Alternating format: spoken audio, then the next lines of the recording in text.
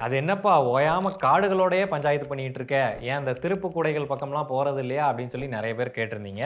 நான் செவனேந்தானா போய்க்கிருந்தேன். அதுக்கு முதல் விஷயம், காடுகள்லயாவது ஏதாவது பொருள் வாங்கணும் அப்டின்னா, வருது பிரச்சனைகளோட வருது. பட் பொருள் கையில வந்து சேருது. ஆனா அந்த திருப்பு கூடைகள்ல ஆர்டர் பண்ணோம் அப்டின்னா, அவிங்க இஷ்டத்துக்கு திடீர்னு குடுக்குறாய்ங்க, திடீர்னு குடுக்க மாட்டேன்றாய்ங்க. அவிங்களே முடிவு பண்ணிட்டு ஆர்டர கேன்சல் பண்ணிட்டு போயிடுறாய்ங்க. அடுத்த விஷயம் அஃபிலியேட் புரோகிராம். ஏதோ ஒரு பொருள வாங்குறோம், ரிவ்யூ பண்றோம். அந்த பொருள் நல்லா இருந்துச்சு அப்டின்னா, நல்லா இருந்தா மட்டும் தான் அதுக்கான லிங்க்க வந்து நான் என்னோட சேனல் நேமுக்கு கீழ குடுப்பேன். ஸோ அத கிளிக் பண்ணி நீங்க பர்ச்சேஸ் பண்ணும்போது எனக்கு சில கமிஷன்ஸ் வரும். ஆனா கூடைகள்ல பார்த்தீங்கன்னா, அஃபிலியேட் புரோகிராமையே மொத்தமா தூக்கிட்டாய்ங்க. அப்ப கூடைகள்ல பொருள் வாங்கும்போது அதுல கமிஷன்ஸ் கிடைக்கல அப்டின்னா, நான் ஏன் அத ரெக்கமெண்ட் பண்ணணும்? காசு இல்லப்பா.